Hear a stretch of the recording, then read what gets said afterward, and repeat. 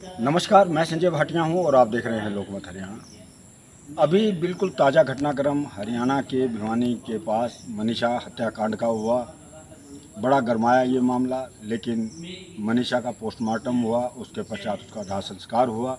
मनीषा की इस हत्याकांड के बाद किस प्रकार से माहौल बदला हरियाणा के अंदर और इस घटनाक्रम के बाद क्या सबक हमें लेना चाहिए, इस पूरी मामले के जानकारी के लिए मेरे साथ आज हैं डॉक्टर प्रीति धनखड़ जी हैं। डीएवी कॉलेज कोसली के अंदर जो वुमेन कॉलेज है उसमें 20-22 साल जो है ये वुमेन सेल की इंचार्ज भी रही हैं। तो प्रीति जी, आपका बड़ा बड़ा स्वागत है लोकमत हरियाणा में। धन्यवाद सर। डॉक्टर प्रीति, अभी हम देखा है, हमने ताज़ा घटनाक्रम भिवानी के अंदर हुआ है। ये जो मनीषा नाम की एक लड़की थी, अभी तो जांच चल रही है। हाँ जी। तो इस पूरे घटनाक्रम को आप कैसे देखते हैं? मेरी नज़र में तो पूरा का पूरा अगर घटनाक्रम देखा जाए तो वाकई में शर्मनाक है पूरे समाज के लिए। और स्त्री समाज की जहाँ तक बात की जाती है तो वाकई में शर्मनाक के साथ साथ ना एक प्रश्न चिन्ह है बहुत बड़ा, हर औरत की सुरक्षा को लेके है। और इसमें मैं यूँ नहीं कहूँगी कि आज ऐसा हुआ है, जाने कितनी मनीषाएं होंगी जिनके साथ ऐसा हो चुका है, लेकिन ये एक ऐसा घटनाक्रम है जो लाइमलाइट में आया है। और अगर लाइमलाइट में कोई चीज़ आ गई ना तो उसके निदान की आवश्यकता है ना। तो फिर वही वाला हाल होगा कि ऐसा महसूस होगा कि मनीषा की सिर्फ एक बार हत्या नहीं हुई, मनीषा की तो बार बार हुई है। अगर क्योंकि प्रथम दृष्टि से किसी को भी ये हत्या का मामला, ये आत्महत्या का नहीं लगता। कहीं ना कहीं हर कोई प्रश्न चिन्ह उठा रहा है कि जो पहली वाली फोटो थी, जो भी गर्दन कटी थी, तो क्या बच्ची अपने आप से अपनी गर्दन काट लेगी? तो वाकई में सुरक्षा की बहुत बड़ी खामियां हैं जो उस लड़की ने भुगती हैं और किस परिस्थिति में, किस दर्दनाक तरीके से वो गई है। तो इस चीज़ को डिस्क्लोज होने की सख्त आवश्यकता है ताकि हमारी आने वाली बच्चियाँ, क्योंकि मैं भी कॉलेज में पढ़ाती हूँ, मेरी भी 12 साल की बेटी है, मैं भी उसको लेके सीरियस हूँ, ताकि मेरी बच्ची के साथ किसी और की बच्ची के साथ ये ना हो। तो सख्त आवश्यकता है इस चीज़ को लाइमलाइट में लेके आने की और कहीं ना कहीं उन लोगों तक पहुँचने की। और अगर उस चीज़ को झूठा साबित करने के लिए भी अगर कुछ ऐसी प्लानिंग हो रही है या जो कुछ भी, उन सारी चीज़ों को भी बाहर लाने की सख्त आवश्यकता है।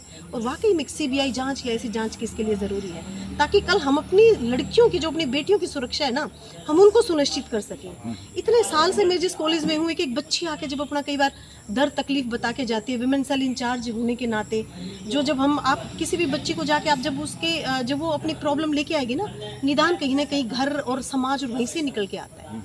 तो वहाँ पे करेक्शन की बहुत ज़्यादा ज़रूरत है। डॉक्टर प्रीति, मैं ये कह रहा हूँ कि सरकार ने अब कह दिया सीबीआई जांच भी होगी, इसकी तो चलो परतें खुलेंगी। एक अध्यापिका होने के नाते आपको इतना कॉलेज के अंदर आप पढ़ा रही हैं बच्चों को, लड़कियों के कॉलेज में जा रही हैं, तो क्या संदेश लड़कियों के लिए भी कुछ ऐसा संदेश देना चाहेंगे आप, उनके पेरेंट्स को, उन लड़कियों को क्या कहना चाहेंगे आप? ये आपने ना सबसे बढ़िया प्रश्न उठाया, क्योंकि वाकई में लड़कियां ना, हमारा कुछ कुछ समाज ऐसा अपने आप को, ना तो वो मॉडर्न है और ना वो ट्रेडिशनल है। और जो हमारी बच्चियां है ना, एक ट्रांजिशनल दौर में है।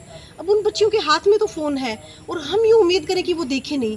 अब उनकी मदर है, उनके फादर है, वो पूरे दिन टीवी में और जो भी नाटक और जो सीरीज़ वगैरह चलती वो उनमें इन्वॉल्व है। अब कैसे उम्मीद करोगे अपनी बच्ची से कि वो फ़ोन ना देखे? तो यहाँ पे किसको बहुत ज़्यादा अलर्ट होने की ज़रूरत है? वो पेरेंट्स हैं। कहीं ना कहीं जो संस्कारों की जो नींव जो या पकड़ ढीली पड़ी है ना लड़कियों के ऊपर या लड़कों के ऊपर, हम पेरेंट्स का उसके अंदर बहुत ज़्यादा योगदान है।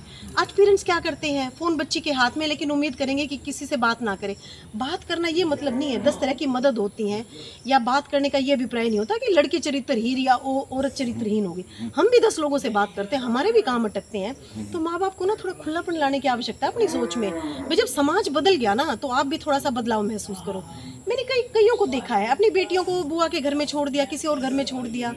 अब मैं क्या बताऊँ, एक बच्ची एक बार मेरे पास आई और इतनी प्यारी बच्ची, वो ना एक बस मैं उसके होता है ना किसी के बोलने का तरीका और सलीका, और उससे एक विद्वता झलकती है। और जब उस बच्ची ने अपने आप को डिस्क्लोज किया ना, तब मुझे लगा कि बचपन से ही लड़की के लिए कई घरों में कोई भी कोना सुरक्षित नहीं है। और उसको चुप कराने वाली कौन थी? उसकी माँ थी। तो अब शेयर करे तो किससे करे? हमारा जो समाज है ना, अंदर ही अंदर अगर जाके देखो ना, लड़कियों को लेके बहुत खोखला है। वो बिल्कुल सप्रेस करता है अपनी ही बेटी की। अगर बेटी आवाज उठाना चाहती है ना, वो माँ की पहली उंगली होती है जो उसके मुंह के ऊपर जाती है। और कहीं ना कहीं जब बच्चे के साथ ये दुर्घटना ही होती है ना, तो वो भी वो घर परिवार ही होता है जो कहीं ना कहीं किसी भी सौदेबाजी का शिकार होता है, किसी भी सप्रेशन का शिकार होता है, और जो कहता है भाई हमारा पारिवारिक मामला, हम क्यों उसको लाइमलाइट में लेके आए। मैं तो कहूँ ऐसे ऐसे जो केस होते हैं ना, वो सिर्फ एक मनीषा का केस नहीं है, वो हर बच्ची का केस है। यहाँ पे वो एक इंडिविजुअल नाउन नहीं है, वो यहाँ पे कलेक्टिव नाउन की तरह है, स्त्री जात की परिचायक है।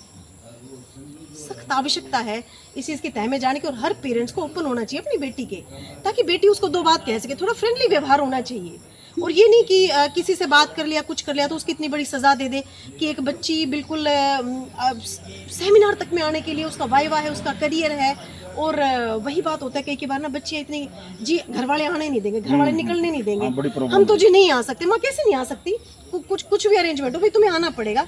ऐसे बच्चों के लिए हम फिर ऑनलाइन भी अपना प्रोविज़न देते हैं, भाई आप ऑनलाइन करो। तो वही है कहीं ना कहीं, अब देखो इसी फ़ोन का नुकसान, अब इसी फ़ोन का फ़ायदा।